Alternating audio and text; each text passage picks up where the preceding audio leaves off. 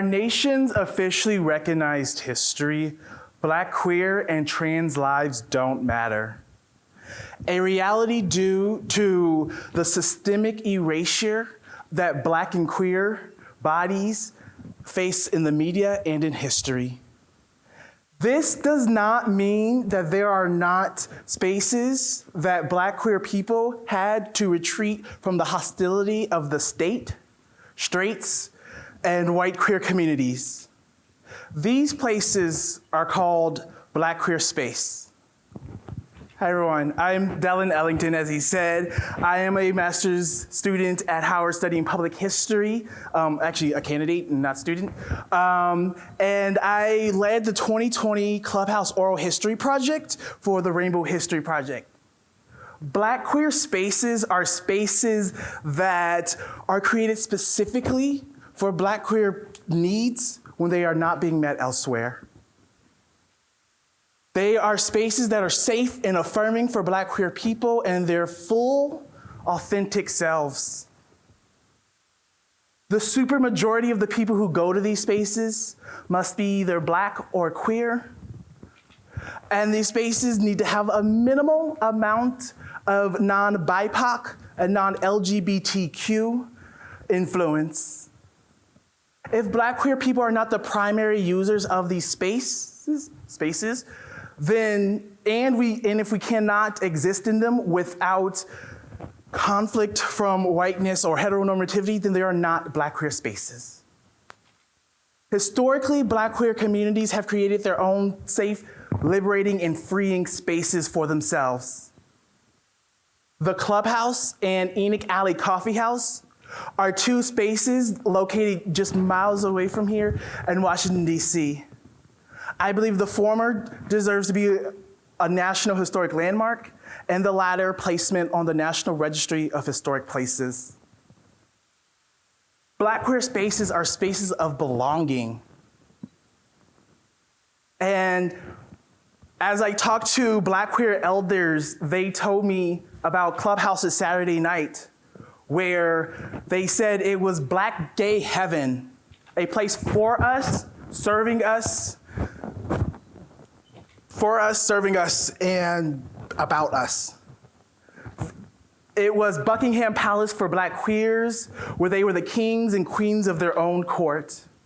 For many of my Black queer ancestors and elders, it was the only place for them to be their true selves. Located at 1296 Upshur Avenue Northwest, the Clubhouse was a Black queer owned and operated membership only after hours club. Opening in May 1975, the Clubhouse was known for its avant-garde music and dancing. Its head DJ, Tito Robinson, helped innovate disco and introduce house music to DC and the world. By the time it closed in May 1990, the Clubhouse helped influence two distinct music genres and even the hustle, you know. The hustle, that. It was open from 12 to 8 a.m. on weekends, and its 4,000 members were responsible for inviting all who came.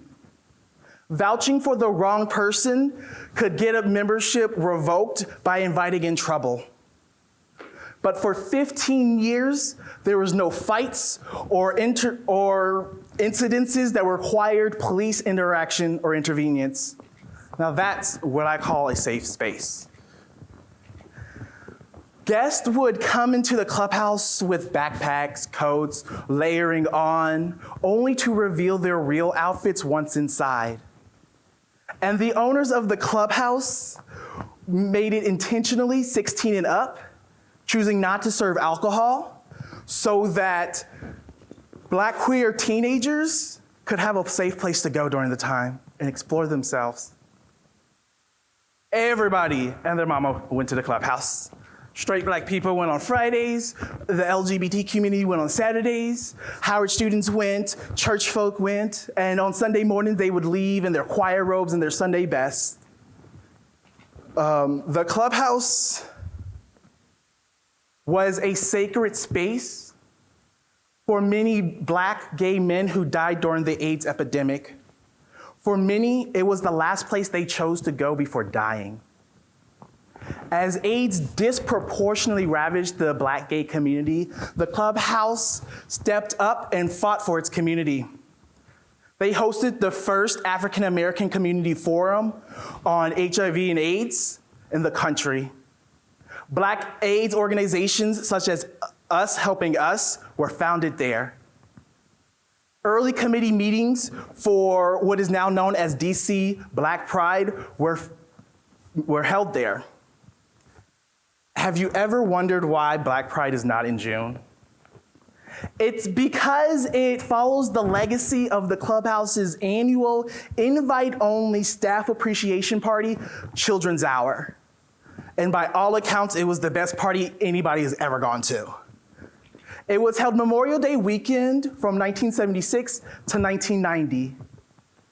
And by choosing Memorial Day 1991, DC Black Pride organizers sought to continue the legacy of Black queer people coming internationally to DC for the Black community to commune. If we are going to acknowledge and honor Stonewall National Monument for being the birthplace for gay pride, then shouldn't the place that spawned Black Pride at least have landmark status?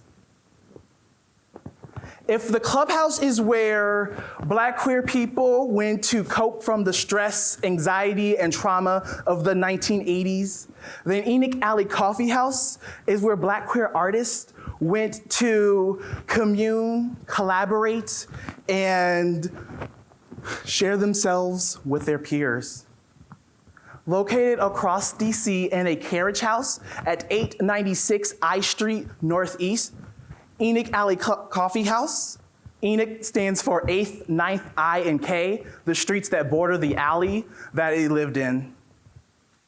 From 1982 to 1988, Ray Melrose, then president of the DC Coalition of Black Gays and Lesbians, opened up the space for culture creators. It is known as the site of the second Harlem Renaissance. Bet you didn't know there was a second one of those.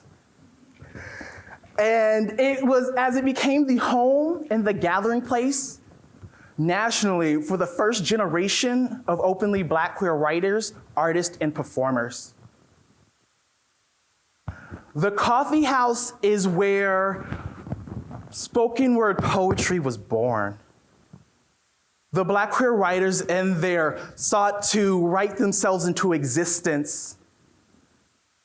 They sought to prove that their efforts and worth mattered, and their efforts were a rebuke of the assumption that Black queerness didn't exist nor matter. Black queer people sought to create a world for themselves that their lives mattered, that we belong, we exist, and we are worthy. Legendary Black literary figures, Audre Lorde and Essex Henfield, were two members of the coffee house cohort. They helped break down barriers in literature for Black queer people, and their association with the coffee house should automatically qualify it as a site of significance for already established historical figures, since they were two of the inaugural inductees to the National Wall of LGBTQ honor. In the 2016 National Park Service theme study, Jeffrey Harris notes the dearth of Black queer history and the sites listed on them. There are currently more than 96,000 sites listed on the National Registry of Historic Places, denoting sites worthy of historic preservation, among other things. And there are 2,600 sites that are National Historic Landmarks, denoting the places that are integral to our nation's historical and cultural fabric.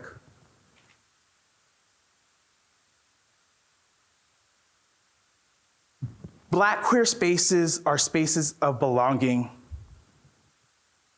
And to officially recognize Black queer spaces is to officially recognize that Black queer people belong in this country and in this society.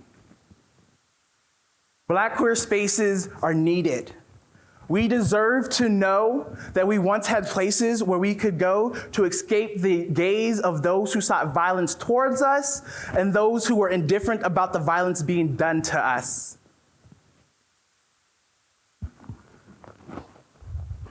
Gay Black people need to know we had our spaces to belong, even if it was just for dancing or writing. As a society, we must prioritize the documentation and preservation of Black queer history by looking at Black queer spaces and preserving them for future generations to know the impact that they had on the community. That is why I seek to list the Enoch Alley Coffee House on the National Registry of Historic Places and have the clubhouse become a National Historic Landmark as a testament, monument, and memorial to all the Black queer lives lived in there. Thank you for coming to my TED Talk.